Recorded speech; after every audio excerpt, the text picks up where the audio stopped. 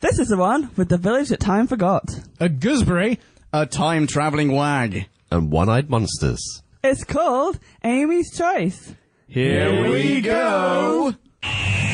We're still on our endless voyage. All through time and all through space. With Sabine and Angels now. Dalek, Cybers, Uden, wow! Tennant, Smith and Eccleston. And Capaldi, he's the man. Doctor Who is cool again. That was Russell's master plan. Who back when? Reviewing all new Who there is. Who back when? Subscribe and rate on iTunes, please. Rose and Donna, Amy Pond, Rory, Martha and beyond. Join us on this odyssey. What other choice could there be but Who back when? Who back when? Hello, ladies and gentlemen, and welcome to episode N067 of Who Back When, a Doctor Who podcast. That's right! Oh, Doc Past. That's wrong! At some point, we're going to have a bonus episode dedicated to your animosity regarding that expression. I am Pumpkin, and joining me in the Who Back When studio today are, to my left, It's Marie. to her left, Jim. hello, Jim. Hi. Hey, Jim. Across from Jim, me. And to your left, hello, full circle. Jim, welcome. Thank you. It's good to be back. Ladies and gentlemen of podcast land, you may remember Jim from, was it Blink the last time? And the fires of Pompeii. And the fires of Pompeii, yes, that's true. This is Jim's third time, i.e. Jim's charm. Make it or break it. Today we are reviewing Amy's Choice. A, dare I say it, good episode. After our hate dared. fest last week. Surely that remains to be seen. Oh yeah, sorry, I didn't want to spoil anything. For me, that remains to be decided. Oh, okay. Because I watched it in a sort of sickly haze this afternoon. I do not know how I feel about this episode. I need you guys to guide me. Welcome to N067, Drew's Choice. Shall we jump into a bite-sized chunk of Who? Let's! Time for us to synopsize, Slurpify and summarize. so take a view And grab a brew. and listen to this overview, this free-for-all. We like to call a bite-sized chunk of Who. Bite-sized chunk of Who. Amy and Rory are happily dull in Upper Ledworth.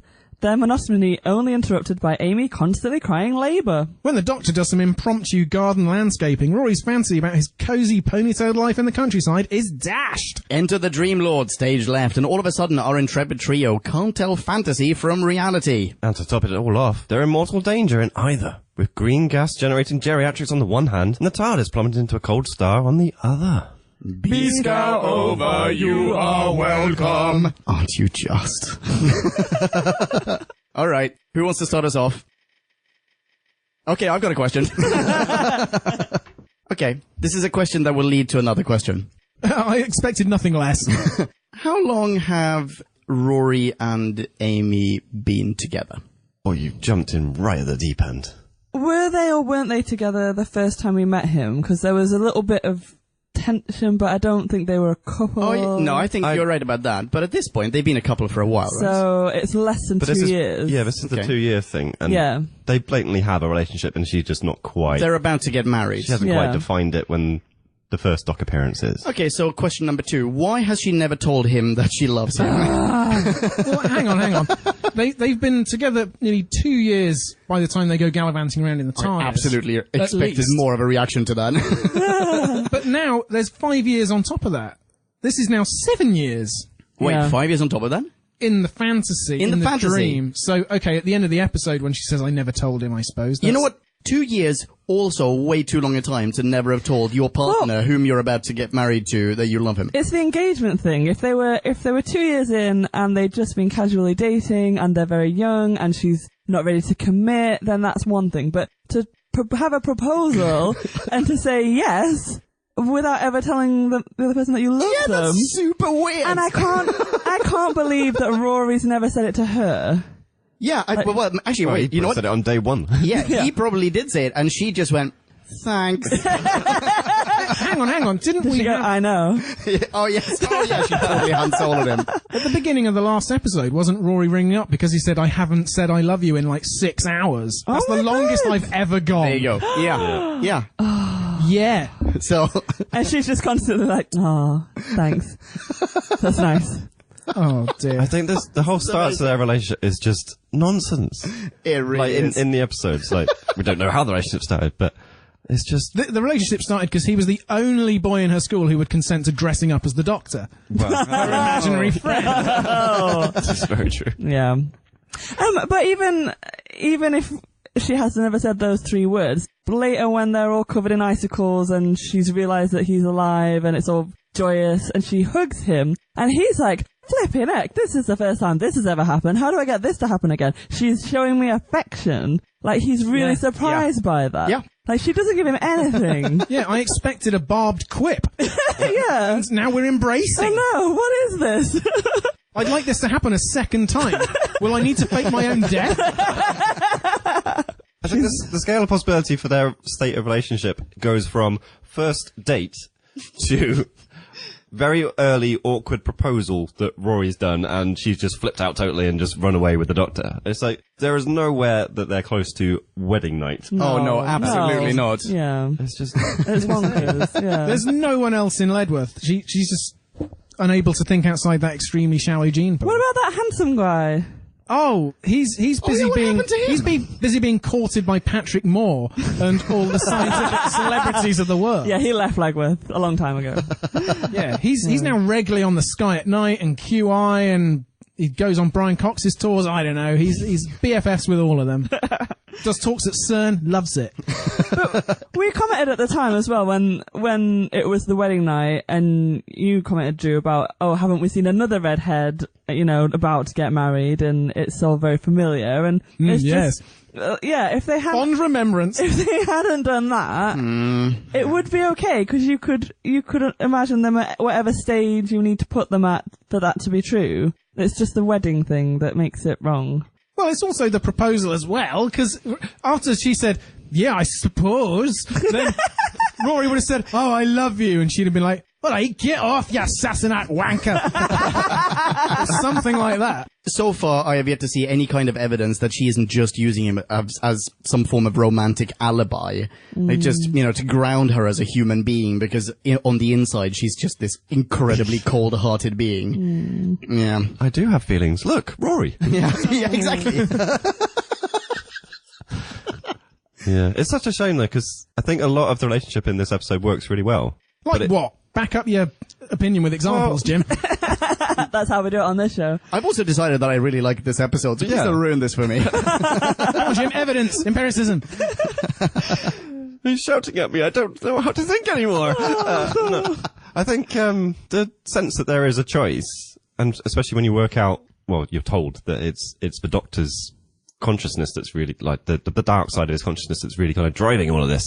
It's forcing Amy to make decisions and stuff, and it's just a battle of where her emotion really lies, and it does work. It makes sense. But then you kind of think, oh, but she's making this decision after already agreeing to marry the guy and was literally one day away from the wedding. It just suddenly loses all of the emotion and sentiment behind it. That's very true. Which is a real shame. I don't know. But when the Dream Lord first says to her, you have to make a choose between these 2 men, and she immediately, without thinking, without hesitation, she goes, I've made my choice. And it's poor, bless his heart, Rory has to be like, is it me? And she's like, yeah, of course it's you, stupid. Like, she's not nice to him, but she's very clear up front. She's like, you are my choice. I want to be you. So that's nice. And then I think there's some very heartfelt moments at the end as well, when they're... Snogging. Yeah. Oh, snogging. Snogging makes it all better. Yeah. But no, like, when, her reaction when, that's really jumping ahead now, but when Rory dies, like, that's a really, like, true response, I think. What, when she says, come back? Oh. Oh, that's so heartfelt, and you can really see into her soul. Come back. No, I liked that. Yeah, I agree. It got better, but initially she just says, come back. Yeah, but because she's in shock. She doesn't know how to respond. There's a tone in there. It's not monotone. Yeah. Come back. But isn't it still incredibly sad? Okay, fine. Isn't it still incredibly sad that it takes losing her life partner for her to reevaluate their relationship? You know where you got till it's gone. Yeah. Well, yeah, exactly, but it shouldn't have to be like that.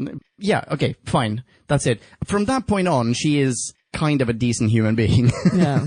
But I also think it's difficult because she's, as we established last week, she's 21, she's young, she's in the TARDIS, they're flying around having the time of their lives, she's got her boys, it's fantastic. And then suddenly she's enormously pregnant. She's about to pop. She's in this boring little village that she's probably like dreamt of escaping her whole life. This is a scenario that many women will have found themselves in. Yeah, and I can understand her kind of looking around and being like, oh, why would I choose this? Why would I settle for this? It is Rory's fantasy. It's not hers. And so she kind of has to go, yeah, I want this too, because she wants him. But actually, when you choose between, like, here are all the adventures, past and present, and every different species and planet you can imagine, and things you can't imagine, compared to just, here's a village that you grew up in, or that there's a duck pond.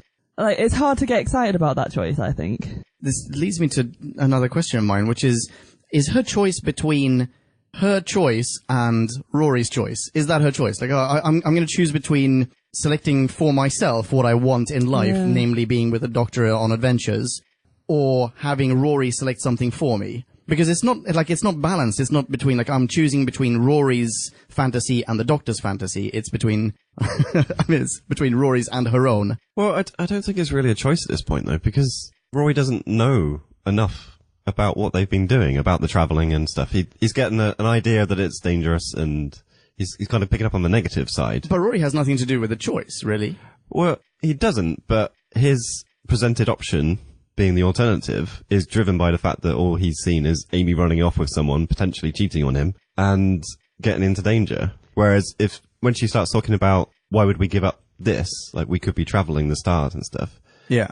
He's not really on board with that yet, but that's what you talk through as a couple. And you kind of like plan your future together, and you talk about the options. And I don't know. I think that choice would kind of either present itself stronger or lesser if they spoke about it, and it kind of would possibly fade away. I also think as well that it's not, I don't think it is Amy's choice. I know the episode's called Amy's choice, but this is the doctor's projection of what he thinks Amy's options are. So your option is to be with me and have these incredible adventures, or to be with him and have a boring, mediocre life where nothing happens. So it's not Rory's I think that's fantasy. right. And I think that answers my question. I think it's, you're right. Which the doctor, of all of them, reacts to the most viscerally. Like, this is so dull, my mind is atrophying behind my eyes. And he is harsh. He's very harsh to Rory in this episode, both him personally and him as the Dream Lord. Yeah. Constantly just picks apart Rory and calls him stupid, and it's like, why would you choose this man when you could have me?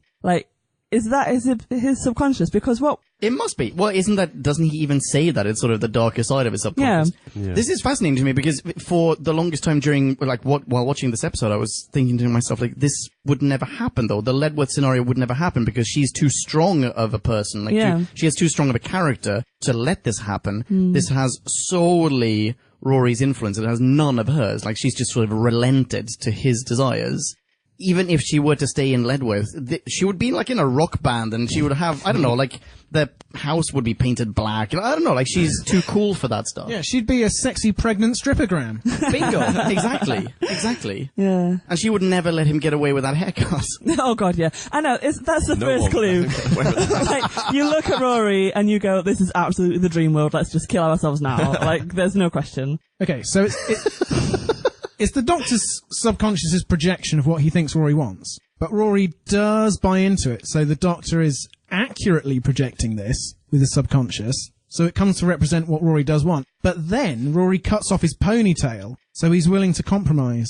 So I think that is a signal to Amy that it wouldn't be that bad, really. It doesn't have to end up this way. And I think that maybe plays a part. And I think as well, at the end, when they're like, where do we go now? He has opened up a little bit and he goes, okay, let's carry on with this. We'll go anywhere. We'll go where you want to go. And I think you're right. That reality would never happen because he would never force her somewhere that which she's not going to be happy. His job in life is to make her happy, I think. Yeah. And even if he wanted to, he wouldn't be able to. So he would follow her to the stars until she's bored with it, basically. And that's it. He would never In fact, he does. Yeah. That's exactly what happens. And yeah, exactly. Yeah. So, yeah, I don't think it is Rory's fantasy. You're right, it's between those two choices. It's having Amy safe and home and the baby and we're married and we're happy. That's, like, he just wants her and he wants to be happy. And the other choice is her with this man that's better than him in every way and can offer her things that he can't. And so between those two choices, he's going to offer the one where she picks him. Yeah, that's true. I like how the baby Rory's expecting Amy to have will be the most boring, bucolic, featureless baby. Wait, why? Well, because they're just going to grow up in Middle England nowhere. Oh, I see. And then he gets slightly different baby. Oh. Yeah, in the end. Spoilers. Oh, I see it. Oh, that's very good. Oh, no. Yeah, he could not predict that at this point, bless him. He's got no clue what's coming. Is this basically, though, an extension of marriage counselling from the previous episode? Yes! With, like, unintentionally, in a way. 100%. But actually, that's the entire makeup of this episode is the fact that Amy has to make a choice, but also Rory has to make a choice as well. It's like one of those weird sort of role-playing exercises in the psychologist's room. It's like, oh, now you be that person and you be that person. Now imagine this life. Because it is the very two simplistic alternatives. As you stay with a doctor, danger is there. You could end up dying frozen on a TARDIS. Or you go and have the cozy, well not cozy, the very boring village life that Rory is probably been telling you about. And it's those two extremes, whereas reality obviously comes a little bit more and compromise in the middle. And they could either go off adventures together and not die, or could settle down somewhere else and maybe become rock stars. But it's basically what we're looking at, isn't it? Yeah, I think that's spot on. Yeah, I think the Doctor, last time, he tried to take them to Venice, and guess what? An adventure followed them to Venice. So the psychic plant matter, or whatever it was in the air, and his subconscious thought, I know, we'll put them together, we'll lock them inside the TARDIS, inside an environment they can't break out of, and that'll be much more effective marriage counselling without any peril. And the Doctor can't not do peril! The thing that I wasn't sure about is that all the references about her having to choose the Doctor, and there's lines like, I've seen your dreams, some of them twice, they would make me blush.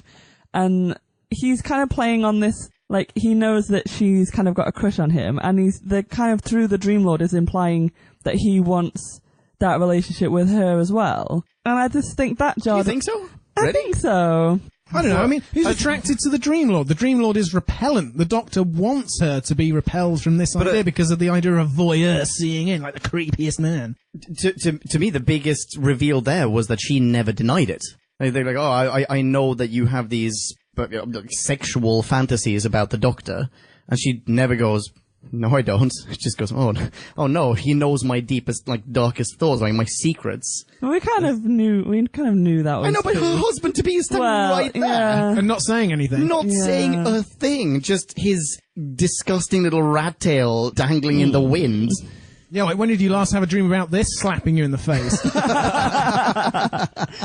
I think there's an element, though, that you're in that kind of situation and you don't just start denying everything because that's what the guy wants. So do you think that she hasn't had dreams about No, I think she probably has. Yeah, of course she has. I think she was 7. Yeah. Well, no, not in that way. I mean, they got progressively more adult as she herself matured. Yeah, but she is played up that they're incredibly graphic thoughts, and it's like perverted even because he's like freaking Bruno level thoughts. Ugh. Don't see it. Stick to Borat. Oh right, I had no idea what the reference was there. Okay.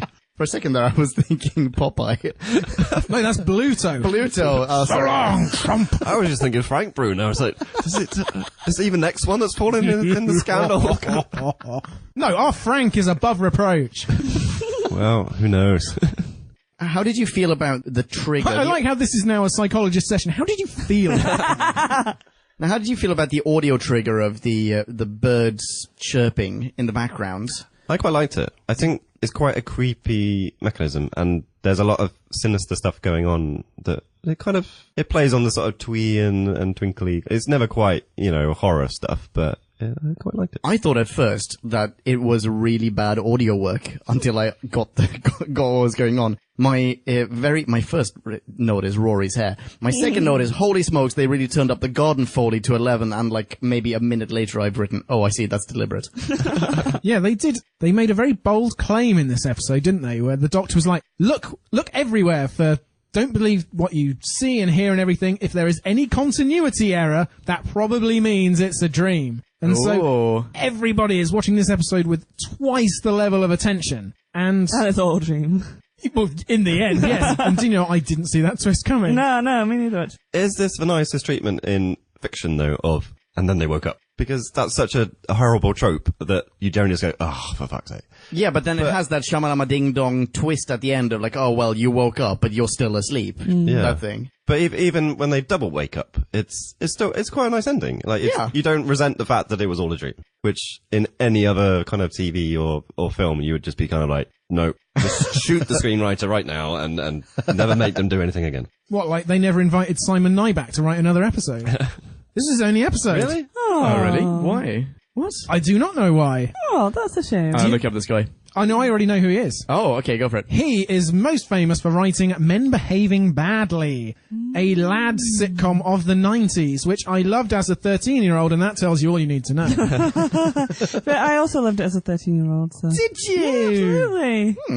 I think one of the reasons why it works really well, that like the dream is potentially reality and then the would-be reality is also a dream, it works really well because it's two very plausible Doctor Who episodes in either reality. Yeah. The TARDIS definitely. plummeting into the cold star feels a little edge of discretion-y, and the geriatric zombie people with the eyeball in their mouths, like who are for no reason eating kids and turning them into flour, like it's a super plausible Doctor Who adventure. Yeah, it reminded me of that woman with her little straw. Yes, exactly. That's exactly what it is, right? I think if that was the episode, though, we would be ripping it to shreds. Probably. If it was just that. But can you not see that that could be an episode? Yeah, absolutely. 100%, Both of right? them, yeah. So two wrongs make a right. Yeah. Because the thing I was going to say about the geriatric monsters is we commented last week about all the teeth. There's another open your mouth and the monster comes out. Like, Yeah. I don't know. I wanted to ask Drew specifically whether you had an issue with it or whether you liked that it's slightly different than just showing your teeth. I think it was different enough, but it still bothers me on another level. And the thought of those poor actors, those poor old people who must have had long careers at this point, just having to gape for half a minute at a time. Yeah. and just hear, you're so old, over and over again. Oh, that's dreadful. Like, I know, give me a break. You're older than anyone I've ever seen except me, and I'm 907. You must be able to fly with that skin. Yeah, so if everyone can... Jim. Oh, Jim! If everyone can keep their mouths shut next time, that'd be fine. Yeah. Also, did you notice that there was almost a countdown in this episode? But it was a time limit very different. I was going to prank you about a countdown. Now I'm going to have to save that for a different episode. No numbers get past me. Can I grab a soundbite just for funsies? This is 15 minutes and 45 seconds in, the very first instance of... Bow ties are cool. Hey. What was that again, sorry? Bow ties are cool. Ladies and gentlemen, Matt Smith. I wondered. I thought this might have been the first time. Yeah, I liked that. It's pretty amazing. I half expected him to say it to the Dream Lord, though, when he started mocking the bow tie. Oh, And I was yeah. waiting for it and it didn't come. I was like, oh, maybe it won't come. And it did. Oh, the Dream Lord is amazing. Did anyone see that coming, that the Dream Lord was the Doctor? Yes. You did. I thought that was the lamest possible conclusion, and it wasn't actually that lame, but of all the possibilities, it was probably the lamest, or the most obvious. Yeah. I don't know, when he said, like, no one hates me as much as you, I thought, oh, is this another incarnation of the Master that we're meeting? I did think that briefly, Yeah. but my hopes weren't high enough. Oh. Sadly, I knew this, not because I'm that clever, but because it had sort of been spoiled for me. He would be awesome as the Master, though. He would be. Toby Yeah. Jones is, oh my He god. was We've said this fantastic. on the show a lot of times, and this is his first appearance of Doctor Who. But Toby Jones is amazeballs. Yeah. And he absolutely could come back as the Master. If the Master is sort of like the inverse id version of the Doctor, then his subconscious representing that is perfect. Yes, yeah, absolutely. But he even should on top come of that, we've had the Doctor regenerate as other actual, creatures or human beings in the universe. So why not? As in the guise of, in the appearance of. We met Peter Capaldi before, so. Yeah, brilliant. And Colin Baker as well, I think, has an appearance before then. And also, And Martha's in before she comes in, probably. in Doomsday. That's her cousin. Oh, right, long lost cousin. wow. But Toby Jones also has the advantage of being shorter than Jodie Whittaker. So she can stare him down in her giant boots and her ill-fitting coat. And he can just snark all around her like a horrible little, I don't know, crab. Oh. So I brought up goofs earlier. Oh. IMDb only gave 2 instances of goofs. And they both really minor. Oh, really? Yeah, and one was in each world, but that can't have been intentional. Oh. They surely can't have set up... Is this going to ruin things for those of us who didn't notice them? No, they're really, really minor. One is that while Rory's dragging Amy up the stairs, he dislodges a picture as he's pulling her up, and then there's a shot from the top and the picture's back in perfect position. That's nothing. That's just... That's a proper goof. That's not intentional, yeah. Yeah, they just forgot to reset properly. And the other one is Dream rules. Yeah. But the biggest goof I thought that isn't listed on IMDb was Amy is screaming at the beginning of the episode, "Rory, Rory!" as he's running in the door with a face full of rose thorns, just streaming with blood as he runs down the corridor. And by the time he gets into the kitchen, how big is this house? She's just been happily munching on ice cream. Like through a half 10-litre bowl of it. I mean... I think it's frosting for the buns that she's making. Is that what it is? Yeah. She's making buns. Yeah, it's not just a giant bowl of ice cream. I don't know, she's pregnant. She might have had a craving. She's baking. She's been a domestic goddess. Yeah, agreed. Yeah. Also, I appreciate that little humorous interlude as a form of slapstick. When he knocked into the roses. Which I think... thought that was really funny. You know what I thought was really nice about his delivery of that line? It was that I've lived in this house for X number of years, and this fucking rose bush every bloody day. Like, that was all in their delivery of that line. Yeah. It was so good. That was great. He is pretty wonderful. Yeah. Because last week, Rory was getting a real, bad end of the stick. Do you think that we like him more this week? Is he given more of a chance to develop? I think he's less picked on, but Yeah. barely. Yeah. Is he basically only more accepted because she comes to her senses and realizes what she's lost? Yeah. I think that's a really important moment, because I think it is, throughout it, the Doctor and the Dream Lord both do just pick on Rory. Like, there's a line I picked up on the, where he's got the bottle opener and he's made up this crank and and he snaps and he shouts and he goes, "Rory, wind!" And then, "Amy, could you please possibly plug this?" And he's so polite and nice to Amy. In the same breath, he's just snapping at Rory. And it's that's how he treats him all episode. He's really, sharp with him. The Dream Lord, there's the nice line about, if you die in the dream, you wake up. Ask me what happens if you die in reality. And Rory just proffers the line. You know what happens. He's just going, "Oh, go on then, tell us." And he's calls him stupid, and he's just really, belittles him. So we just get more of what we had last week, and then it's Amy at the end kind of brings him back round into no, we do love Rory. We want to be with Rory. We gonna accept him now, and he's on board with the travelling, and that's kind of his fresh start. So maybe from next week he'll be more of a proper companion rather than this third wheel gooseberry type character. When he makes the choice of yes, I'm with you now, we're going to go on these trips, does he do that for her solely, or does he do that because as a character he's also undergone a little bit of a break? There's a development, and he has now found some sort of appreciation for all these adventures? No idea. Time will tell. That's a tough one, yeah, I don't know. There's not really enough happens for him to have made a clear change, I think. I don't think so either. Odd. I think it's almost... obviously all for her. Because he hasn't seen anything fantastic. Like you say, he's seen the dangerous side of it. He's doing it for her, whereas Amy got to float out in space in a nightdress in her very first outing. She's seen planets, she's rescued people, she's seen the good side of it. He hasn't had that yet, so I think at this point it is just, I've seen what my fantasy life could be, and I've seen that you weren't happy there, so let's try yours for a little bit. I'm not even sure it's that much. I think it's just because at that point he realized that she was prepared to sacrifice herself for him. Yeah. And it's like a step up. In Vampires of Venice, she was prepared to snog him as sort of, I'm really... shut him up. Exactly. I'm sorry that I cheated on you, but here's a snog. And he's like, "Oh, fine, great.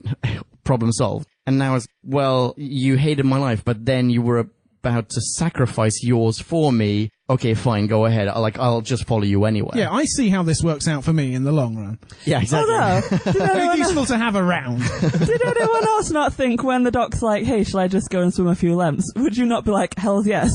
Give us a bit of alone time now. Exactly, please. Like, she's just sacrificed herself for me. We're going to have to work this out. Instead of... in the Olympic length pool. 100 laps, quite. Take time. I don't want to see you back till you've regenerated. Yeah, you missed the trick there, poor Rory. I think also there are lots of layers in this episode, as we are getting into, lots of psychological layers, not just in the terms of the dream hierarchy, but while the Dream Lord is the Doctor, in a way, calling Rory all these terrible things, Amy does have a choice. She could be agreeing with all these things. You know, last week, or the week before, or whatever, she held Rory in such contempt. That might be a question, but they don't quite play that up enough. But that is latent, I think. So I wrote a few quotes down, and one that I just didn't really get why the Doctor says it, and maybe someone else did understand, but allow us to explain. At one point, he basically barges past everyone when the Dream Lord has done his kind of blinking out from over here, and I'm standing behind you, haha, and goes, I'll do the talking here, in a very strange kind of tone, and basically then just says, Amy, what do you think's going on here? It's just really weird.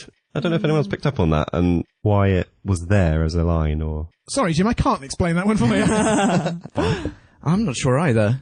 Do you think, now I'll do the talking, do you think that's like a little nod to those who are rewatching the episode so that they go, oh yeah, because he's doing the talking even when he's the Dream Lord?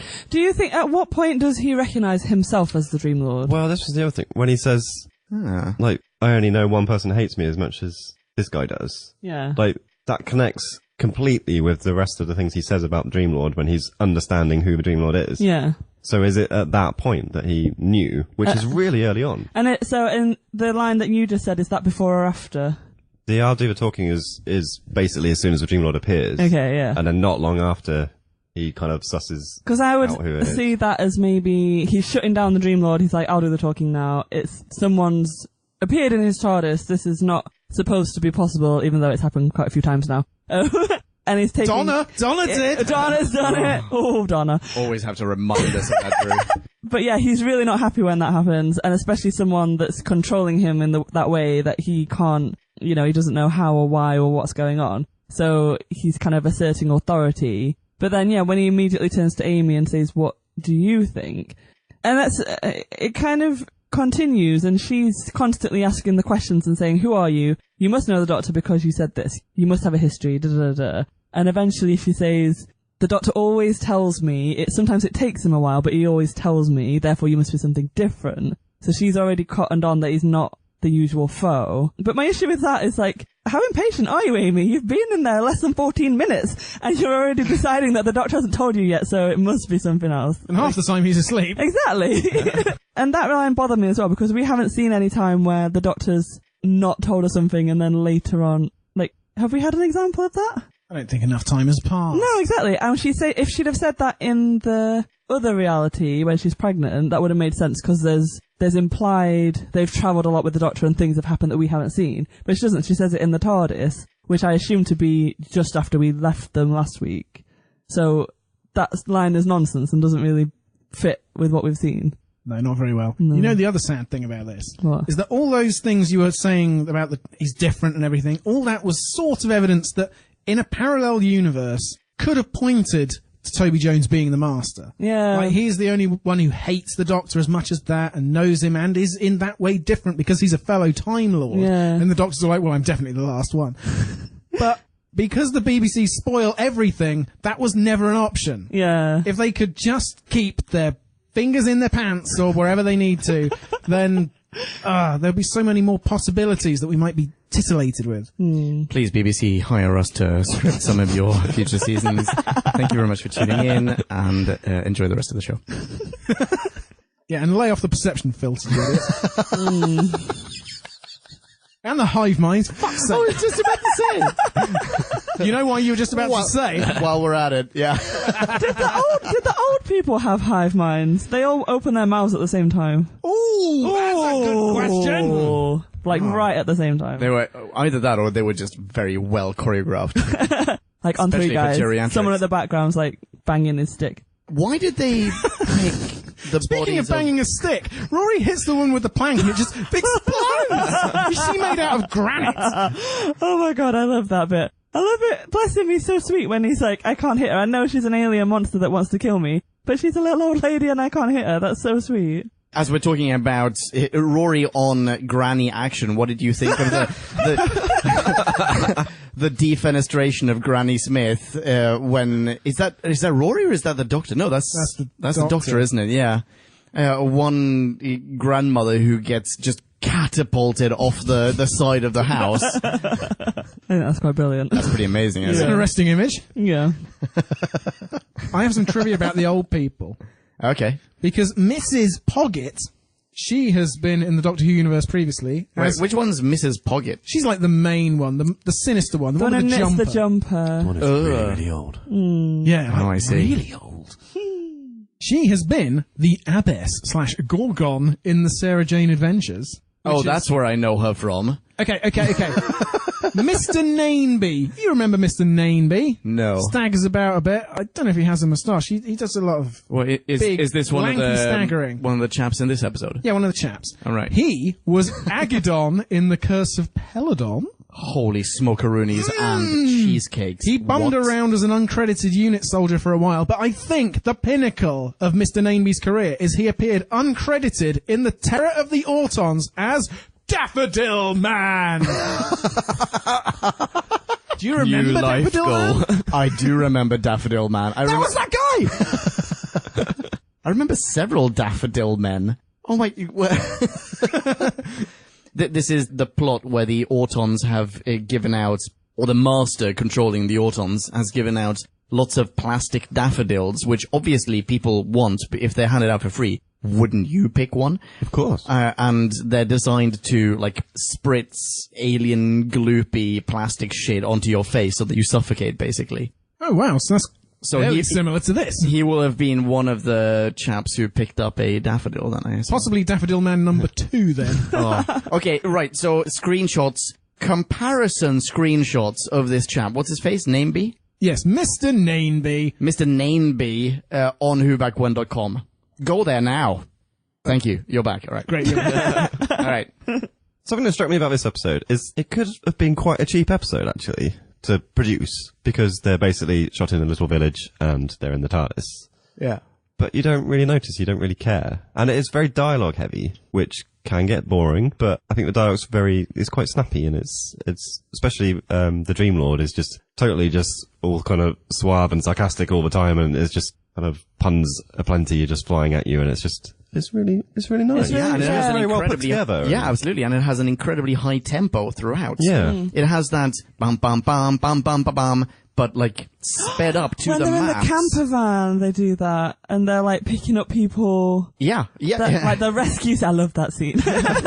Just driving through the village, like But the other thing about when the Doctor's doing that, there's a guy in the back of the van already, and the Doctor says, "Only me," yeah. and the guy in the back of the van knows who he is. Like, sure, you again. Yeah. Everyone in Legworth knows the Doctor. Okay. They all know Amy. He's always Imaginary bitching about friends their duck back pond. again. It seems as though it's very easy for some of these people to get away. Like, why have all the geriatric aliens let these people live for so long? Yeah. Especially when he picks up like a whole family by a gate, and they're just like slowly but surely being surrounded by geriatrics. It's like, oh, for fuck's sake, you'd be powder by now. Are they not bizarrely pushing themselves up against the gate when they're the other side of the gate? Yes. And there's no one in front of Yes, them? exactly, because he's on the road. They just need to move further away from it. Yeah, you're right. The thing I like about this episode, though, and it, in hindsight, is kind of a cheap trick, but normally it's like, it's Doctor Who, it's sci-fi, you can kind of like wibbly wobbly, Yeah. and you let things slide. This is like even more so, because it's like, it's a dream thing. It's like, when you look back at it, it's like, none of this had to make sense. It was a dream. Yeah. And you kind of, actually, you can look at it again and just forgive absolutely everything. Oh, and it's just, I don't know, it's, good. No, I don't think it is. I think you can't, in the sense that they could have done something better with both dreams. And at the end, let me check my notes, because I think I made a note of this. I think they struck the perfect balance, to be honest. I think it's nice. It's because you say it's very sort of monstery in one hand, and it's very sci-fi in the other. But they don't have to be amazing, do they? Come on, Drew. I liked the. They just need to be...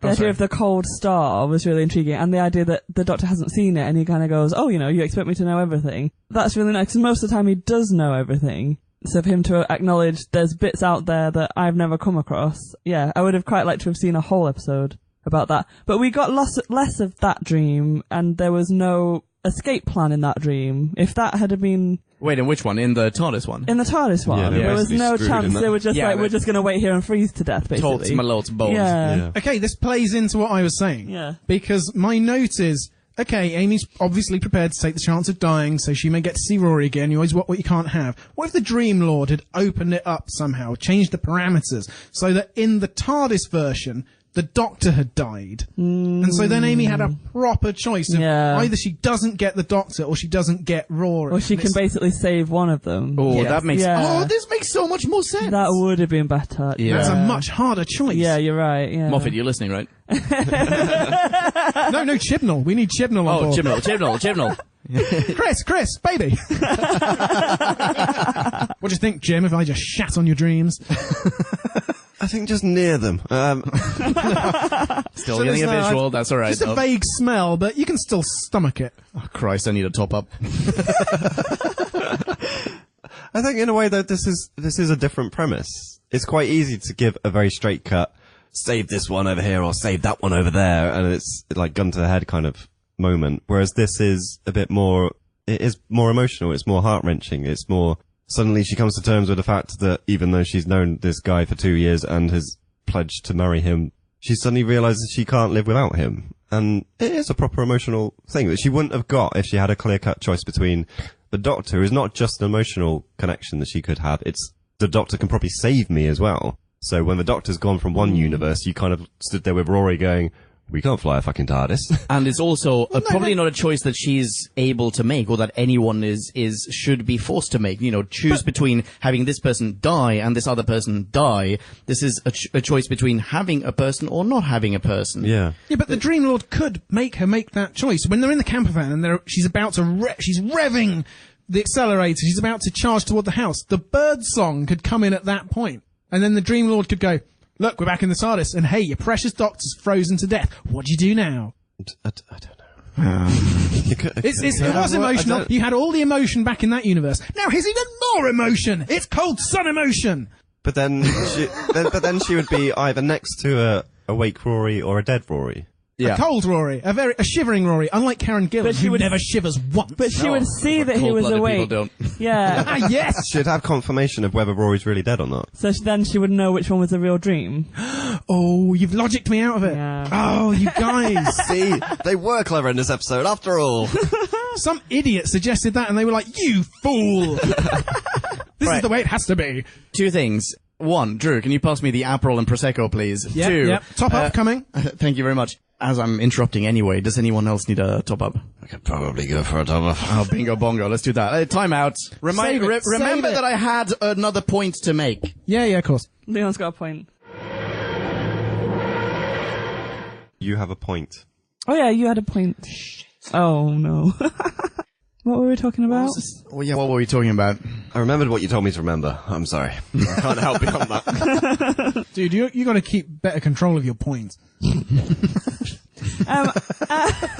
One thing that bothered me, but now that Jim's explained that it's all a dream and so none of it matters, so it's all fine. It's all fine. But there's a point where all the old people are just gunning for them and they're attacking them and they're in the house and they can't get away, and I can't remember who says it, but maybe Amy says it. Why are they so desperate to kill us? And then the doc says they're scared, fear generates savagery. However, when we had the angels and they were scared because the light was there and he said they're scared, they won't attack you. This is when she had to walk and pretend that she could see, and if you walk like you can see them, they'll leave you alone because they're scared. So we have the exact opposite. That's a very good point. And but that's not a dream thing. That's the Doctor explaining it. Exactly. That's the Doctor's explanation. So depending on how it suits the narrative of the week. Yeah. Yeah. He's got a platitude ready for every occasion. Yeah. Wow. Nice little human. Don't get frightened. It's fine.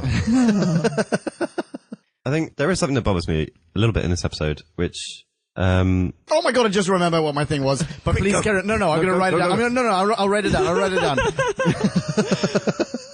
down. They're very slight, but there are a couple of references that don't put mental health into a very good perspective. Oh. So... I was going to say that. There's the first thing when they sit down on the bench, and they're talking about the doll life, and the doc actually says, like, how do you stop yourself from self-harming? What? I missed that. This village is just so dull, and... So at the same time that Amy answers dull, I think the doc says self-harm, and it's kind of like a throwaway thing, and they don't dwell on it at all. But that's entirely not okay. Inappropriate. No, it's a family show. Like, if you're going to talk about mental health issues, you should talk about it with a bit of respect. And I think she says boring.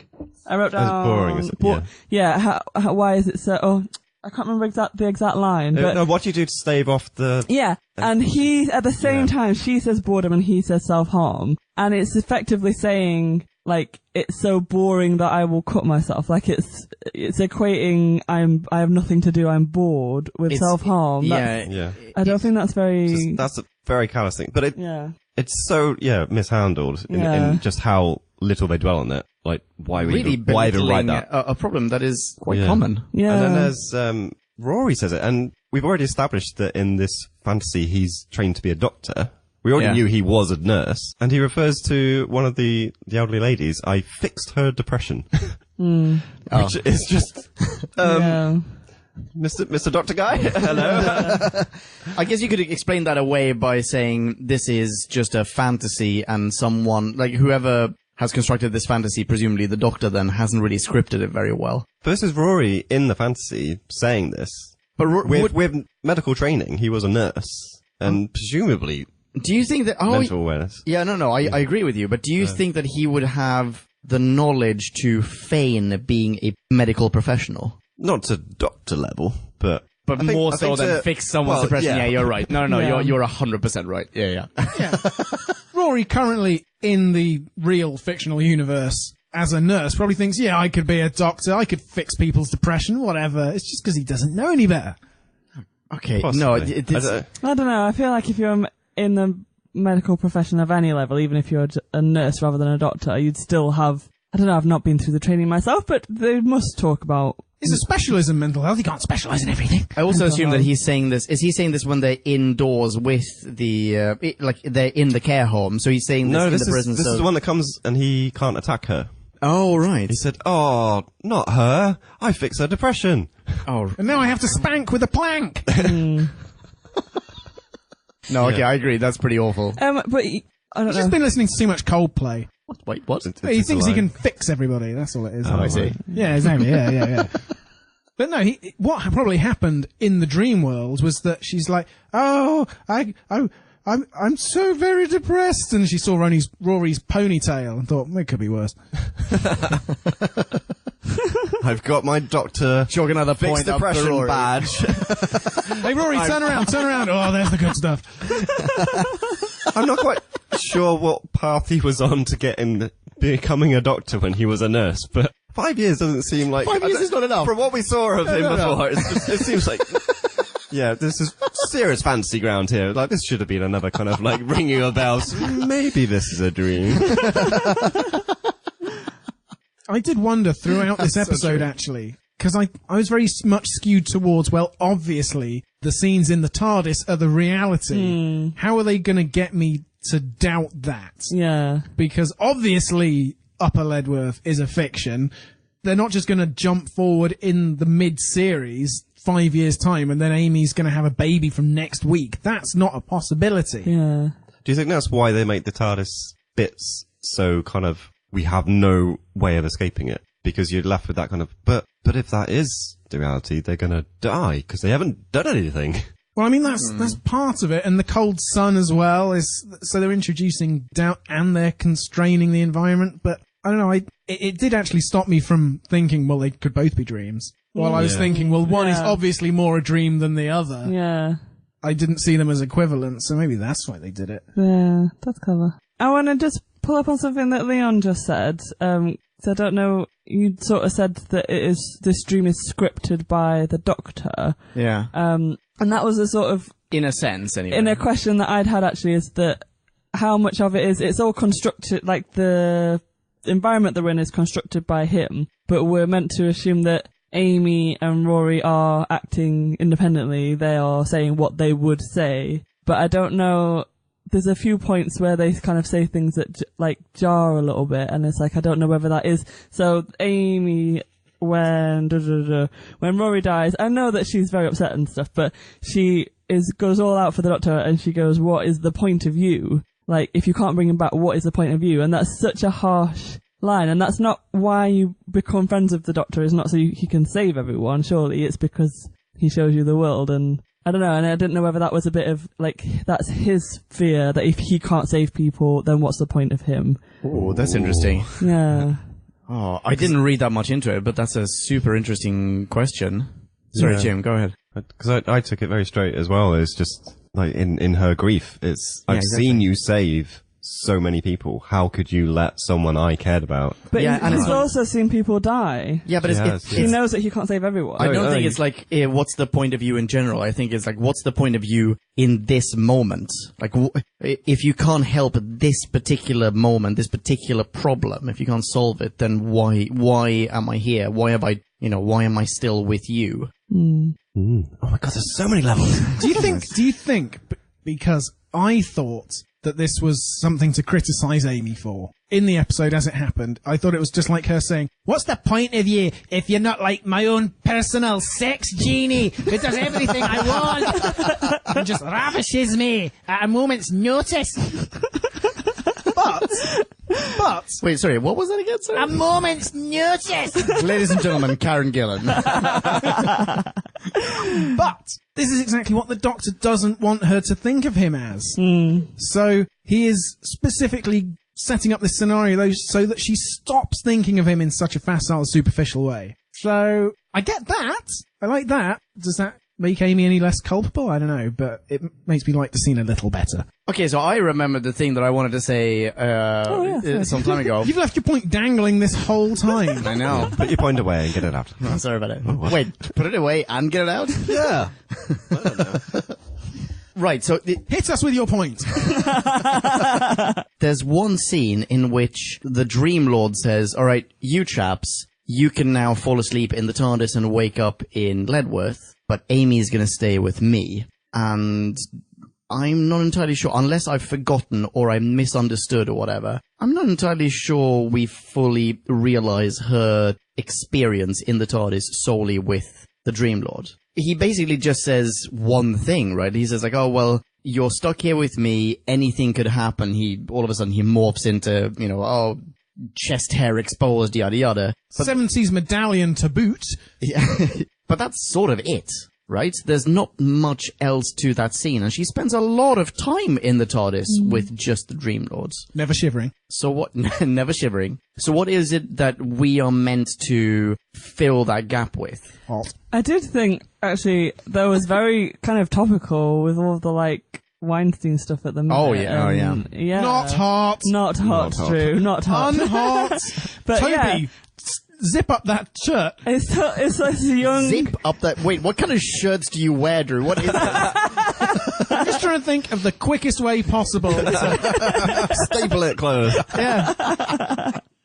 Make this right, Toby. Make all of this horrible world right. But again, because I said earlier that I think that it's not just one way. I don't think it's just the Amy fantasizing about the Doctor. I think it's the other way. And I think this is maybe another example of, like, this is the Doctor being seductive. Well, not... I don't know. Okay, I see it. Go with it. But yeah, and I had a problem with it because I think we've not at any point up until this, we've always said she's had this crush on him, she's idolized him and wanted him and thrown herself at him, and he's consistently treated her like a little girl and kissed her on the forehead and is very protective of her, and he's never shown any kind of sexual attraction to her. And then, yeah, in this dream world, his, like, dark, It's like seedy self. Captain Kirk alter ego of the Doctor who just, like, openly shags people. You know what Yeah. they should have done? Toby Jones should have said, "I can change my form if that helps," and then Tennant appears. It's like, "Do you want to join my poon collection?" There's a place for you. I love redheads. Okay, question. How much of the Dream Lord is the Doctor speaking as in the guise of the Dream Lord, and how much of that is the weird space telepathic shit pollen that seems to have infected him in some way? Oh, the mind parasite. That's the one. Like, does that... He calls it pollen, right? So the thing that he then, by the way, just sort of blows back into space, because like, alright, you go find another spaceship. The next guy Destroy someone else's life. But that entity, is it in any way responsible for what's happening here? Is it just the catalyst, or is it actually an intelligence behind it sort of driving it? I think I took it just as a catalyst, because if you describe something as pollen, it wasn't an alien species that's doing like a this drug, intentionally. basically. Yeah, it's a drug. Because I can't remember who said. Oh, a couple of people have mentioned that it's like he's created this world that's this choice, and it's like marriage counselling. I don't actually think that there was any like intent from him to do that. I think it's just what's been on his mind. It's just the consequence of it, yeah. Yeah, it's not like he's trying to fix their relationship just by process of what they've gone through. It's turned out that way, but I think it's just the darkest thoughts that are maybe, this young 21-year-old throws herself at you, and you, responsible adult 900-year-old man, go, no, this is wrong. But a little part of you, the darkest bit inside you that you don't want to admit is there, goes, actually, she is quite hot. Like, Does that mean that Actually, the old man does like a bit of young. yeah, exactly. Oh. Yeah. Oh shit! Which is So he's really actually creepy. Matt Smith is literally just regretting not having a slice of Strange at this point. Ugh. Does that make the entire thing then that he's basically asking for confirmation? He's literally presented two choices. You can go and have your boring life with Rory, or you can come with me. Yeah, I think so. This is how I read it, is that he's constantly, Rory's fantasy life is dull and boring and sends him to sleep, and he presents Rory as the worst option. And as the Dream Lord, he looks at the two guys in this scene in the TARDIS when they're both asleep and Amy's with him, and he's like, look at them, like, realistically, which one are you going to choose? He's really forcing her to say, you're the more handsome one, obviously I want to be with you. I think he even says he's tall, dark and handsome, and then points at Rory and says, he's not quite so impressive. Like, he very belittles Rory. Yeah. Yeah. Yeah. I think you're onto something there. Yeah. I think the mind parasite amplifies whatever's there. Yeah. If it was in Rory and Amy, as the Doctor says, it would have starved to death. So the Doctor has some realization that he represses as much as he can to the back of his consciousness that, I'm way hotter than Rory, but I should do the decent thing. And then the Dream Lord is like, I'm the decent thing. Well, hey. Oh, he had so much fun in that role, didn't he? Toby Jones he did. was great. He was really enjoying himself. And I mentioned it before, dialogue, but some of it was just so fun. Like he talks about there being two realities, and it's just me like, take two and call me in the morning. I love that. It's such a weird line, but it's just so nice. It's such a good line. Actually, I wrote it down here. Soundbite 1335. One reality was always too much for you, Doctor. Take two and call me in the morning. Such a good line. Such a good line. And that's Toby Jones acting as a Doctor. Yeah. Yeah, it is. Very good. Yeah.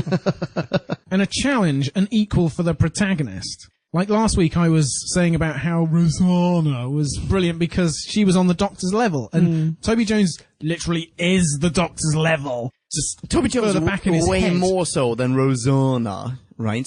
Yes, Rosanna is just on the Doctor's level because she also is, quote, a foreigner, right? Like she's an off-planet, off-worlder. That's the only thing that they have in common, whereas here, Toby Jones couldn't have more in common with the Doctor because he is the Doctor in a sense. Well, I just mean on the sense of independent agency. Rather than, here's the Doctor on up here and down here is just someone for him to defeat. Yeah, no, that's true. That's what I was getting at. Yeah. It's nice, actually, that we've had an episode, the first one for a while, where we haven't had references to the cracks and the silence and everything. We kind of got away from that a little bit, because every other foe, including Rosanna, has known something the Doctor hasn't, and this is the first time for a while that he's had the upper hand. Yeah, and even when we've had an episode about something completely different, like the Beast Below, we still end on a bloody crack somewhere. Yeah, no, you're right. I hadn't thought about that, but that's very refreshing. It's the equivalent of in the episodes of Classic Who that we're going through on Who Back When, where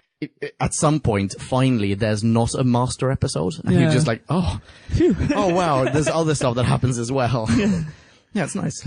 It's interesting because a lot of Doctor Who episodes you can kind of see were written just as a one-off episode, and then they shoehorn in the reference to the arcs that's going on. And it could have appeared anywhere at any point in the series. Whereas obviously this had to be very early on to get Rory on board and to start the journey properly. Yeah, to have their relationship dynamic at So this point. did they plan out the relationship stuff before they planned out the big arc, perhaps? I don't know. And then they came back and went and did the first episode and kind of went, oh, yeah, let's talk. Had them all talking about it. Oh, And maybe. it didn't come back to this one, or I don't know. Because there could be a little nod if they wanted to. Like with all the other ones where it's just, and here's a crack at the end. Yeah. But they didn't. You can blow the shit's pollen into the crack. Into a crack. At the end. Yeah. Oh, yeah. That would have been the perfect way to do that in a bad way, but the way that they do it. Yeah, it's nice that they do it in a different way, but you can appreciate how interwoven it is without it being the same old thing. Yeah. Yeah. There was a thing, though, in that when Toby Jones first introduces himself, he's saying, like, oh, the Doctor, you're not as clever as I've heard. So the Doctor is hearing all these people going, Doctor doesn't know, and he's actually starting to rankle Taking it in his the subconscious. Yeah, that's clever, Because actually. this is one thing I wrote down, which we have brushed up against a lot of times, but it's just basically a journey through the Doctor's subconscious. Like, this entire thing is just their bit parts in the darker side of the Doctor's brain. Yeah, I think Yeah. so. To Yeah. a I think so. fairly substantial degree. Yeah. So he's pretty fucked up. Yeah. He's 900 Well, odd yeah, he's still. 907, yeah. There's a lot of angst there, as he says. Yeah. Yeah, Like- maybe like- you should talk to someone. He hijacked the TARDIS basically because he ran out on a therapy session, right? And he's just added to that ever since. The thing we haven't really touched upon is there's a lot of emphasis about how he abandons people, how he's not a good friend, he's just collecting people and then in their time of need, and that's really hard to defend because we've seen it happen. It does, I guess, if we knew who, he doesn't want to abandon Rose. She gets trapped in a parallel universe, but he gives the other Doctor to her as a bit of a well, my conscience is clean now, you can go and live your life. And there's a bit of a mope period where he thinks about her, but then he just moves on and... Yeah, he could have abandoned this universe completely easily and just settled down for domesticity. Yeah. But that's exactly what he hates the most here. He's Yeah. like, this is what it would have been like if I'd had a baby with Rose and I'd had to Exactly. join Amdram. Oh, fuck me. It would have just destroyed my mind. And then Donnery's got the handy excuse of he can never go back to her because her brain will explode. But he could still So have... it's let her off the hook a bit. But he doesn't go back and see Will. Exactly, he could have cafe meets with one. Yeah. When I saw all these old people staggering like zombies, I thought, why can't one of them be Will? Oh, imagine. But yeah, so that's a thing that he does, and the line about he likes the company of the young. There is that when they're young and carefree and have no responsibilities Before and they grow up properly. before they grow up. Yeah, he is the Peter Pan of Time Lords. And then because there's Amy and Rory are talking about when they're going to get married. And she's like, oh, it can be the night before our wedding for the rest of our lives. And he turned around and said, we have to grow up at some point. And yeah, Amy is not wanting to grow up. She's with her childhood friend. She wants this to last forever. And therefore the Doctor wants to keep her because she's going to be his childhood companion for as long as possible. It's really hard to defend him. It's the darkest part of his soul is telling him he's a bad friend and he abandons people. And we've kind of going, yeah. But at the same time, kind of saying that maybe Amy needs that to happen as well. Well, for her own well-being. Exactly, yeah. Which we do kind of come back around to it, towards the end of her run. This idea that you can't have both. Actually, you can't have the suburban, country, domesticated housewife life and be this, fantastic exotic time traveler. You have to choose at some point. Everybody has to choose. Yeah. And eventually they always choose the boring life, I guess. Oh. Do they? Do they? After time, they do, yeah. Yeah. Sometimes they're forced into it in a way. A lot of them are forced into it, yeah. But I guess maybe that's the thing is it's not his choice. Maybe he wants them to stay with him forever, and it's not him abandoning them, it's them abandoning him. Because they got old, it's their fault. Yeah. Has he ever had an old companion? I don't think so, with classic stuff. The Doctor's about to, right? Bradley Walsh. Yeah, Bradley Walsh is going to be the next one of the next companions. Is he old enough to have... Because I kind of thought, I'm looking it up. well, you kind of, parents have their kids, and they grow up, and then they get a new lease of life. Is he at that age? I guess he must be, because he's... What, empty nest? Yeah. And it's then they start kind of thinking, there's plans we had to travel, you know. Yeah. It's like, that is kind of like ideal fodder for the Doctor, but he hasn't done it yet. That's a good point. Why is Bradley Walsh getting into the TARDIS? Has his wife just died, or has he been single for like 55 years? I mean, what's going on there? That's going to be about the story, presumably. So how old do you think Bradley Walsh is? I'd guess he was 50-something. 55. Yeah, mid-50s. He's been around for bloody ages. You are all really good at this. Oh. Yeah, he's 57. Yeah. Well done. Yeah, he could have had multiple empty nests by this point. He could be a granddad. Probably is. Yeah, probably is. I have a very minor note here of the Royal Mail guy just gets zapped. Is he this episode's red shirt guy? Like, Which one? Wait, which one's the Royal Mail guy? exactly. The cyclist. Yeah, the cyclist. Yeah. He just cycles past nonchalantly when Good there's morning. this entire horde of elderly people stood in a playing area. Good day to you all. I have letters.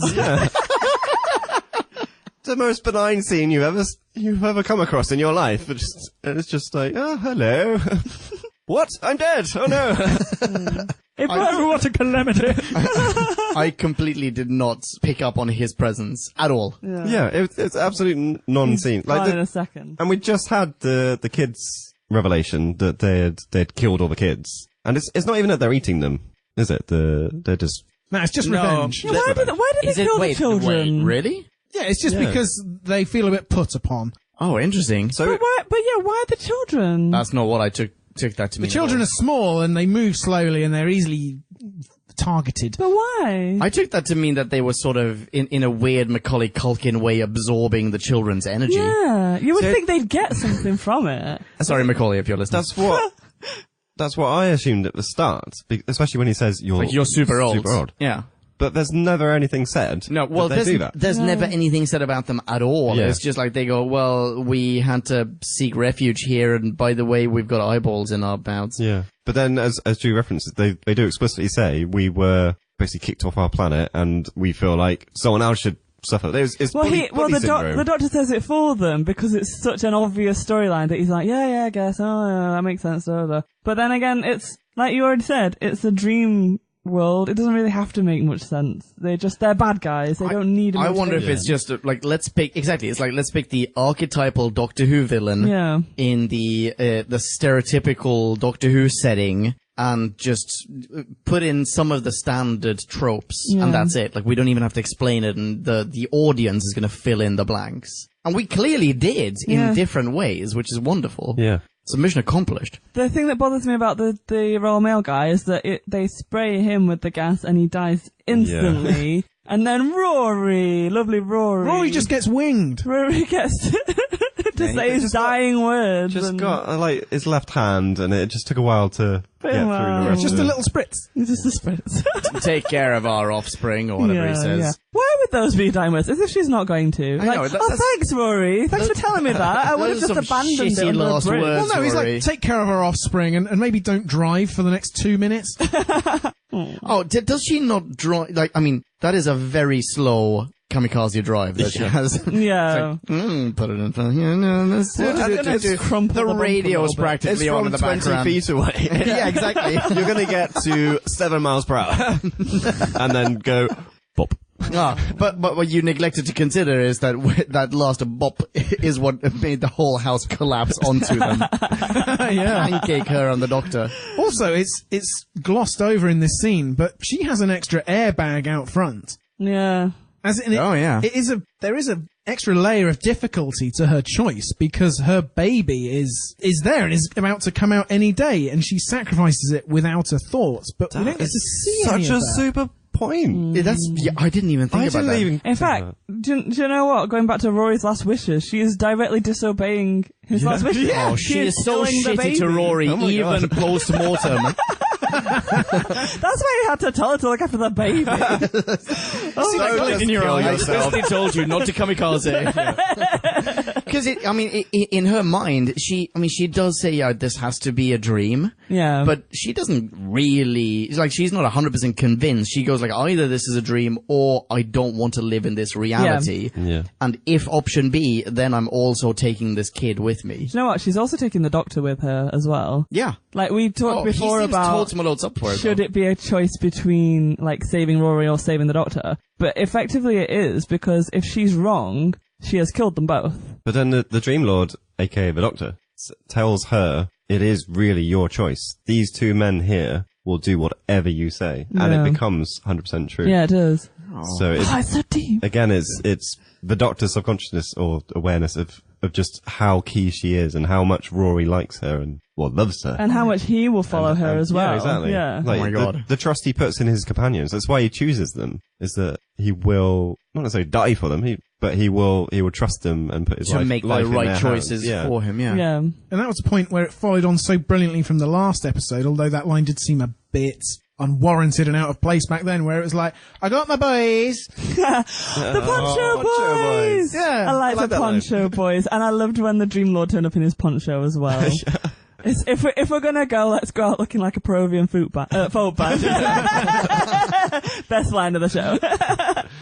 That was good. I quite liked, well, it's turned out well. What a nice bench. Oh, yeah. I don't like the whole my boys thing. With or without ponchos. I'm not a fan of that. Yeah. I feel like it's too dismissive of Rory. Yeah.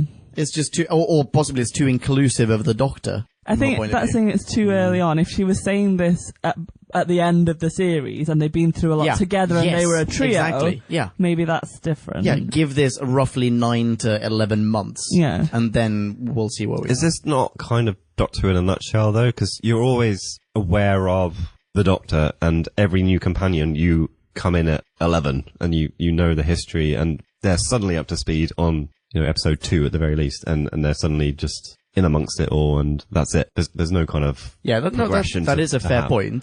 Yes, I think that's a fair point. But in particular, in this case, with the Ponds, they're making such a big point of, like, illustrating the crevice between them and the Doctor and Do you mean the crevasse? I knew someone was going to do that. Yeah, no, I take your point. A little throw-out question. What do we Okay. think of the TARDIS being frozen?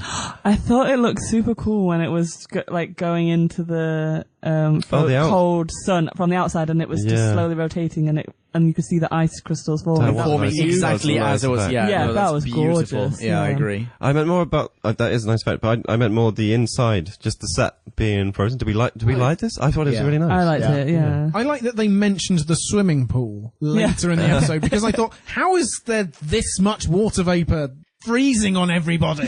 Has the swimming pool just sublimated and come into the bridge? I'm pretty sure you were literally the only person who ever thought about that. Except Simon Nye, who was like, I need to put this in, otherwise, back when he's going to complain 7 years from now. No, right now, Simon is going, yeah, that's definitely what I was thinking. No, Simon Nye is going, the chosen one, the one foretold, he has spoken. Yeah, exactly. And now he's gonna get preparing to quality transfer days. his soul into you Great. to perpetuate himself for yet another generation. That's it why he means only I get- gets one writing credit, because he's in a different body every time. Yeah, and now I'm going to get to write an episode, so you guys better suck up.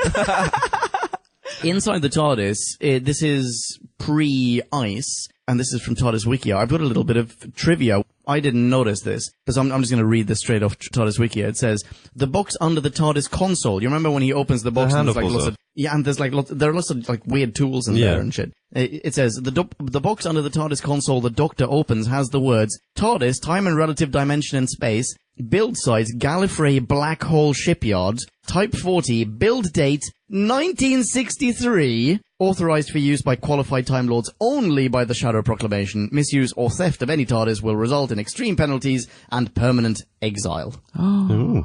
It's pretty rad. Why don't the Shadow I quite like the Proclamation 1963 bit. tell him off when they finally meet him in that episode where they didn't do anything? Because it's just a room. They're the worst police entity known to man. We've been tracking you for centuries. They employ rhinos. Like, done.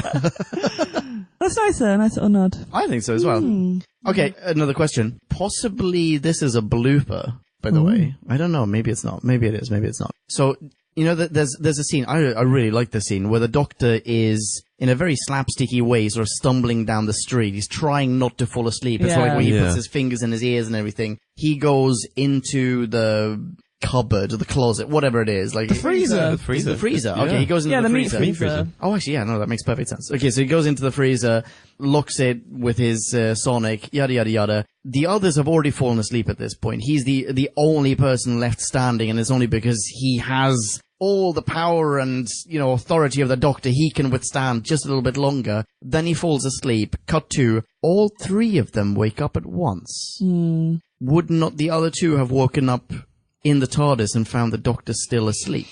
But then if the Doctor's controlling it all...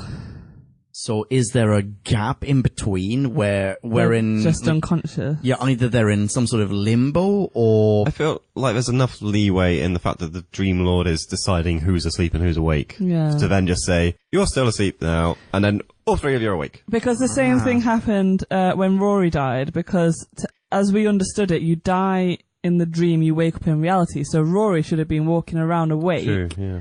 For a good 10 minutes while they decide, well, however long, while they decided to ran the van into the house and kill themselves. And he doesn't. He wakes up when they wake up. I mean, he's too cold to wake up. He's like in a freezing coma at that point. Yeah, I don't know. But yeah, I think it's more, the Dream Lord. He's controlling the whole thing. He knows what's going on, and he lets the Doctor get to safety before he puts him to sleep. It's not the Doctor keeping himself awake. I think he knows, like, it's more interesting if I keep you, like, thinking that you're safe. Yeah, no, fair. Yeah, I stand corrected. But I love that scene. I love, because we've talked before about the Doc being a bit goofy and a bit all arms and legs and all over the place, and I've said, like, I don't really like that unless there's a reason for it. And he did it in the first episode so well because he was coming around and he was like a brand new body, and he did it super well in this episode, and I loved it because you could tell he was desperately trying to stay awake. Oh, it's so and good. it was brilliant. It was absolute slapstick, like arms and legs everywhere, but I loved it. Yeah, agreed. Yeah. One other thing, if we want to talk about Oh, let's hear it. watching it the second time round to do the podcast, it struck me as a bit odd, actually. The Doctor's reaction to the fact that the TARDIS is dead is nothing. Oh. Yes! And do you know what? There's a precedent for that. Oh, really? In Rise of the Cybermen, and I listened to this episode, you commented on it at the time. Oh, did I? Yes. Which was that the Doctor just goes, as Tennant, TARDIS is dead. Pretty much like this one as well. You know, this craft that he's been symbiotically linked with for the best part of 9 centuries as Tennant. And yeah, he's just like, it's dead. I guess we're in a parallel universe, whatever. So, yeah. I mean, there's no excuse for it, but there is a precedent for it. Because I don't know what Classic Who says about the TARDIS, but we tend to get more in New Who of it having its own personality, and it even is personified literally at one point. Yeah, that's true. In the future, and his reaction at this point is just, no, kaput, sorry. Yeah, we'll order another one in a few weeks. Yeah, probably, exactly. but, It's almost replaceable in a way. Yeah. Oh, I don't think it's that dismissive. I think it's like he's at a loss. He doesn't know what to do. It's just like he says, "You're in a dead TARDIS." He doesn't know how or why it's happening. He's a bit stumped, and he's just. Would he not be scrambling to get some life out of it though, or do something rather than just throw his hands up immediately? Yeah, it shows him. Just be shocked. Because this is before the Dream Laws even appeared, I believe. So it's just this is the Doctor. And it's just very out of character, I think. Oh, but I don't know if... I didn't think about this. Yeah. I don't think it's before the hypnosis pollen has taken effect, though. Oh, because true, yeah. I think the TARDIS dying is all part of this, like, his... Oh, it definitely is, but he doesn't know about it, and he doesn't know how to react, and he's also not, as you say, he's not sort of distracted by some other foe having entered the TARDIS at this point. Yeah. So yeah, you should definitely be upset at the very least. Just, shed a tear for this companion of yours. Shit, Matt Smith, come on, man. Right now, where we are with Pertwee, it's sort of starting to have that role. Like the TARDIS is, I think 1 or 2 serials ago, it was divulged that the TARDIS may be telepathically linked to him in some way. So it's only now it's starting with the third Doctor. Drew, you look like a man with something on his mind. ratings are on my mind. Ooh. And now it is time to rate this. Did we love or hate this? Bing bong, hey, la la la la la. Ratings. Why don't you start us off then, Drew? Oh, Marie, you are cruel. Marie knows that I have written nothing, and that I came tonight with absolutely no idea how I would rate this episode. So thanks, You're welcome. Oh, well done. my dear chum. This is really difficult. There are lots of things I like about this episode. Toby Jones owns the show. Absolutely. The whole show. He makes, and I wish they could bring him back for, he could be behind this Christmas episode that's coming up, where there's Capaldi and Hartnell and it's No Time's Land. He could completely be engineering that scenario with a few more Polonese space psychic crystals, whatever the fuck that is. And there are lots of good lines as well. Toby Jones, again, has a whole bunch of them. Can't find any of my notes right now. When I want to. Oh, but Karen Gillan, I don't think she does much better this week than last week, in a way. Rory, I think, is getting there, but he's got a way to go. I do like the number of layers and how it, even if I don't like the situation, I can appreciate the intricacy of the entanglements that the series currently has us in. And I did enjoy it as I was watching it, obviously, because I always do. And Marie hasn't dumped on it, so I think I'm gonna go with a 3.6. Nice. Interesting. Marie, how about you go next? Let's hear it. Spoiler, I'm going to do my rating first. Snap! Oh, what? Absolutely! Am I just trapped in your subconscious? Maybe. Did you make me say that, Drew? I really enjoyed this episode. Both times we watched it, and I remembered it as a good episode from way back the first time as well.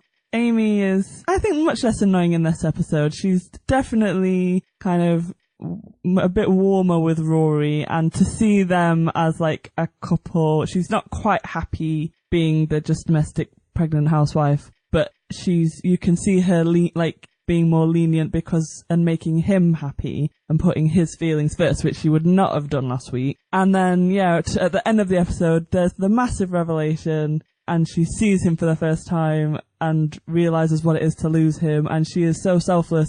Well, I don't know, because she does drag the doc along with her, but and her baby. And the baby. But she will happily sacrifice herself for the possibility of being with him again, and I think that's the foundation that you were talking about last week, Leon, about them representing this stability and this like kind of really core, true like love. Yeah. That's where that spark comes from, I think. As in, this is the first time she shows him any love whatsoever. Yeah, but it's pretty fucking deep love to sacrifice yourself. She still hasn't told him that she loves him. She will when the dog goes swimming. Give it a moment on their own. But yeah, again, the Dream Lord was incredible. Both episodes both dreams, I would watch a whole episode of them. I thought they were kind of well thought through. It's not one of my favourite episodes. There were problems with it. The mental health thing definitely really struck a chord. What was the other thing that really bothered me? Is it that they don't finish the limerick? Which limerick? Wait, what? The limerick that doesn't even really start. Yeah. Wait, which limerick? Toby Jones starts a limerick. There was a doctor from Gallifrey who got some companions one day. And then, But he doesn't even say the next line in the rhyme that you say a limerick. He doesn't say the second line in that same rhyme. Even though it does rhyme at the end, like the... anyway. No. No, maybe we should knock bits off that now. No, the other thing that bothered me is that Amy's line about I never told him I loved him. I just think that's just... It's so jarring with how their relationship's been set up, and it really doesn't work. And I wish they hadn't made that such a big thing. So it can't be too high. So yeah, I think a 3.6 is a pretty darn good rating. I agree. Should I go? If you like, yeah, go for it. I think mostly agreeing, like in the same sort of ballpark rating wise, but I think I enjoyed it more though, just ever so slightly. I like the fact that we can discuss it in different ways, and you can interpret it in different ways. I'd like that kind of open-ended thing, yeah, and that kind of level of depth you can get from something. And I appreciate the writing that comes out in the dialogue and in the structure of the story and that kind of thing. And it's not just relying on tropes of sci-fi things or Like the little dream states probably do a little bit, but it doesn't matter because there's a level above it, and then there's a level above that, and that kind of thing. And I think that's quite interesting, and it's entertaining to watch it all because of that wrapping around it. And I think the Amy Rory thing, it's if you can ignore everything that's come before and the setup that we already have, then it's fine. Like in the constraints of the episode. No, in the constraints of the episode, you can kind of imagine they've only been dating for a few weeks, and it's kind of like it is that threshold of realization that we love each other and we want to spend the rest of our life together. But then you have to put it in the context of everything else, and suddenly it falls flat, and that is a problem. But it's a question of whether they just forgot to update the episode when they restructured some stuff, or whether it was just badly, structured. But because we had such a terrible episode last week, you kind of think maybe it's not really this episode's fault. It's just someone just made some really bad decisions from up high. So I'm kind of a little bit more lenient. Because I enjoyed the rest of it. So I think I'm going to go with like a 3.8, maybe. It's basically a 3.6 with bells on. Well, exactly. Yeah. So in my notes, I've written 3.8. Oh, check you. Let the record show that I just showed my screen to everyone in the room. I pretty much just agree with everything that everyone has said so far, with just extra emphasis maybe given to the fact that, like Amy and Rory, they act as though they've only been together for a little bit. This is sort of the start of their relationship. But, I mean, with the exception that she is so incredibly pregnant that if she opens her mouth, Rory will automatically assume that she is about to give birth. Like, that is how pregnant she is. And by the way, I loved all of these deliberate false alarms. I thought they were a hilarious addition to this episode. The situation in Ledworth, their relationship, their life in Ledworth was completely unrealistic to me. And it seemed as though from the get-go, this must be the dream. There was never any doubt in my mind. And I think the only thing that could possibly have improved this episode is if not only had there been less of a certainty of Ledworth being the dream, but more of an uncertainty that the TARDIS might be the reality. Like, there's I saw this recently. Please don't watch this. There's a film called Before I Go to Sleep with Nicole Kidman and someone else, Clive Owen or whatever. Actually, I wrote it out. Mark Strong, the Clive Owen of Saturdays. In that, like, the premise of the film, and I feel like this has been done so often, like, the protagonist goes to sleep and wakes up in a different life, and then in that life goes to sleep and wakes up in, the other life and so on. And I feel like that could possibly have improved this episode a little bit. From the get-go, they had already decided what was the reality and what was not, and even though they turned out to be wrong, I want them to have to struggle longer to make that decision. But yeah, Toby Jones, bloody genius, please come back. Also very bothered by the whole, I've never told him I love you, which makes no sense. And that presumably is the reality of it, and that just makes me kind of sad. So yeah, anyway, 3.8. Room for improvement, but a bloody good episode. Also, sofas can read. Yeah. Also, sofas I have can that read. written down as well. I love that. I love that line. That's so good. Sofas can read? Yes, it's a big universe. Sofas can read. Ice can burn, sofas can read. I want that to be an episode. Also, I like Rory's doctor talk about you may experience some bruising. Did you notice that there's a xylophone built into the TARDIS console, by the way? Really? Yeah. I did not spot that. No. I'm noticing more and more things about the TARDIS console that I disapprove of. I don't like there to be weird shit built into the... I want the console to be a piece of technology and not just this bric-a-brac that somehow has taken shape. Well, the doctor himself is conflicted about it. How do you mean? Well, I mean, if he had any more Gujor Tat, he could open a Gujor Tat shop or whatever he says. Oh, yeah. Yeah. Oh, yeah. Yeah, so change it then. Yeah. Oh. So, did you like or not like the fact he goes, red lights are flashing? I bet that means something. Wait, I don't remember that, but that sounds great. I love that line. The red flashing lights, that must mean something. But I like the idea that he doesn't understand the TARDIS, and there are things all over the place that are just could do something, but I'm not going to press it. I like that as well, but I like that in the sense of, like, the TARDIS is so big on the inside that he hasn't necessarily explored all of it yet, and maybe there are functions that he isn't aware of, but I don't like it to look like a toy. you know. It should be like... This is definitely a new proper Who thing as well. sci-fi. Like in classic Who, this was a machine. Yeah. And even though that machine had a certain personality, it was still a machine. Like everything had a function. Listener minis? Let's. Our first listener mini is from...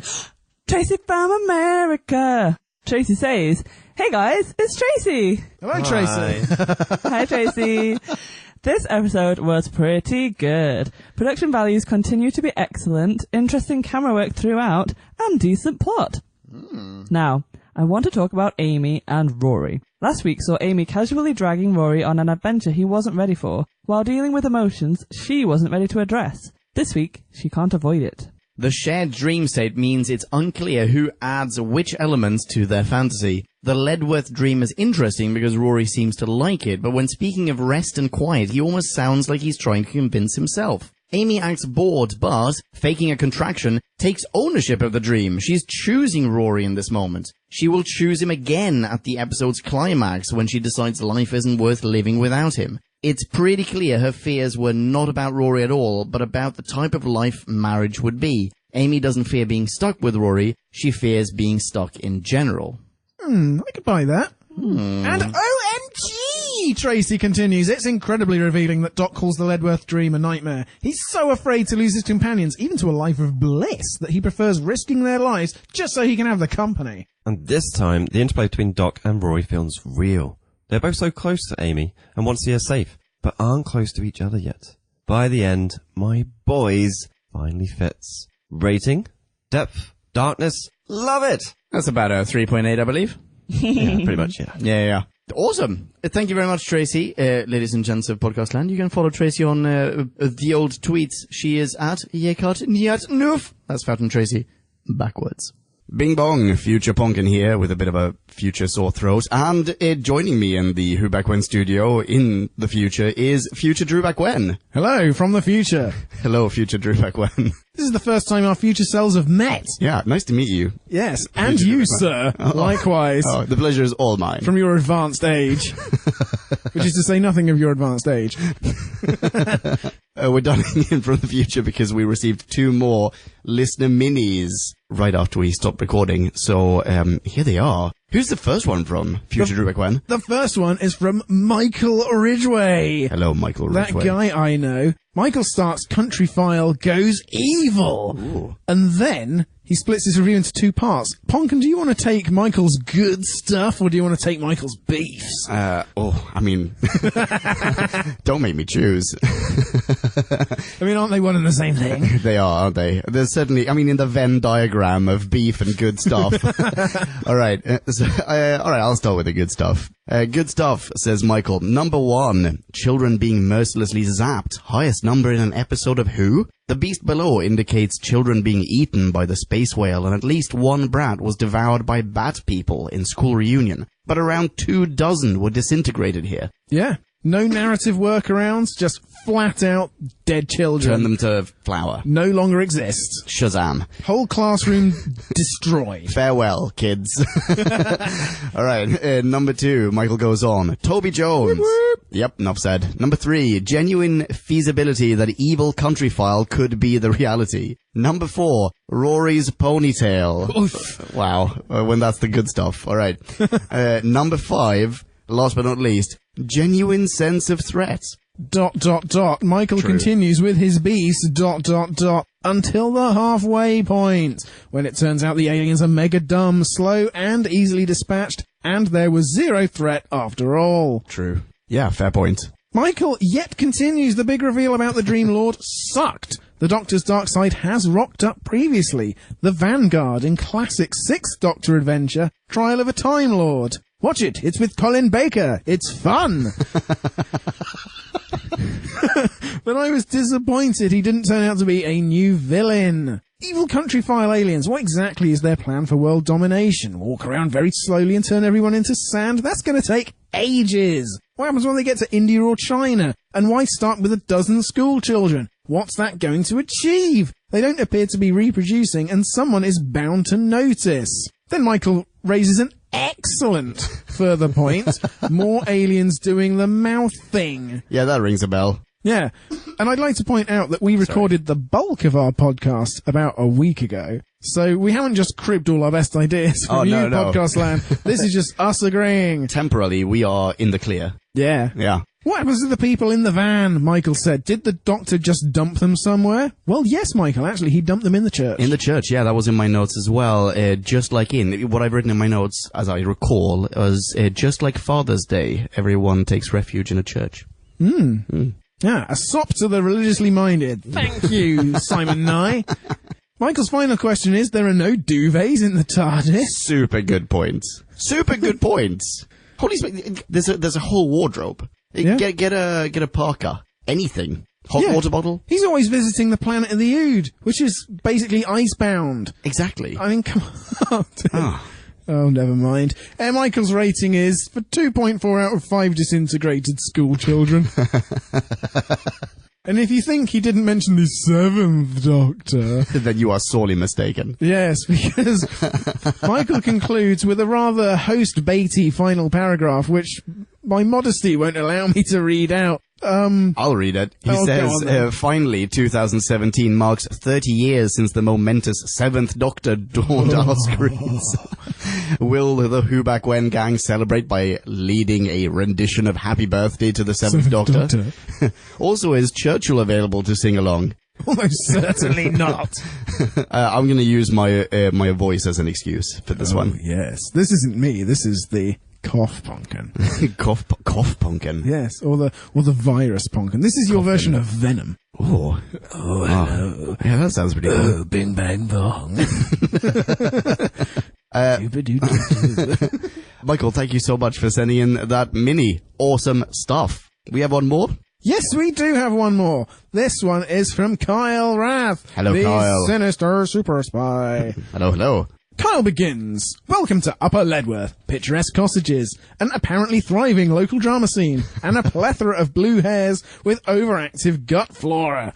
It's just the right kind of place for Mom-to-be Amy and Dr. Rory to set down roots. At the same time, with the TARDIS effectively dead and hurtling towards a cold star, we are introduced to the Dream Lord. Beautifully portrayed in true trickster style by Toby Jones, who appears seemingly out of nowhere to pose a question. What is most important? The question, Kyle goes on, according to the title, is directed at Amy. Will she choose Rory with his weak ponytail game and his pastel-shaded life in a simple village? Or will she elect Daring Do in the farthest reaches of time and space with the Doctor? Or is it all just a dream within a dream, perpetrated by the dark side of a centuries-old alien with an allergy to space wheat? Amy's choice is perhaps one of New Who's most satisfying stories. It provides tremendous character development for all three main characters. I'd go along with that to a degree. Yeah. Rory simply shines, and Smith, as always, is clever and multi-layered, and I'm left with the following observation, Ponkin. Rory's choice was a simple life in Upper Ledworth. Amy wasn't thrilled, but would live with it so long as the Doctor wasn't around to remind her how boring it was. Oh, wow. That's really sad. Oh, God. It's like a dose of reality. Ugh. Oh, but it's about... Accurate. Yes, it's about what actually happened, but it's so that ultimately Amy will be able to be weaned off the Doctor in due time, isn't it? Yeah, exactly. And stop holding him so far above what she will eventually have to live out the rest of her life as. Yeah, that weak, shitty ponytail is the methadone that she needs to get off the Doctor smack. Amy's choice was ultimately that no life without Rory was worth living. So, back to the frozen TARDIS they went, so she could be with Rory, even in death. The Doctor's choice was to agree with Amy, even if it meant blowing up the TARDIS. He didn't even hesitate. If only we all had a friend like that. And he gives it 4.3 out of 5. Points off for not enough sinister Toby Jones, too much sexy Toby Jones, and time wasted on ferrying around nameless extras. Yeah, and finding a bike for one of them to ride into shot, so he could be disintegrated immediately. Yeah. Thanks, Kyle! Kyle, awesome stuff. Ladies and gents who aren't Kyle, are you following Kyle? No? Why not? You should. He is at Sinister Super Spy. That's super without any vowels. Right. And Yeah. that's it for us. That in is the it. future. Let's bing bong back to the show. Bing bong. Bing bong. Okie dokie. Next up, what have we got? The Hungry Earth. With Silurians and everything. That's pretty cool. The next in terms of classic is going to be Frontier in Space. Until then, people can follow you on Twitter, I believe, Drew. Yes, you can read all my Tweety books at Drew Back When. Not at Who Back When, but you can also follow that. Thanks for the double plug. Jim, are you on Twitter? No, I'm incredibly antisocial. Excellent. Makes such a good pair. Just like Amy and Rory. Way better than Amy. But we've said I love you. Marie, you are not on Twitter, correct? Correct. Correctamundo. Correctamundo. But Podcast Land, please feel free to send your missives to whobackwhen@gmail.com and we will pass them along. You can follow me on Twitter, though. I am @Ponkin. You know how to spell that. High five me. I will high five you right back. Until the next time, thank you so much for listening. Be rad next into each other. Rock on. And ciao ciao. Bye-bye. Toodles. Bye.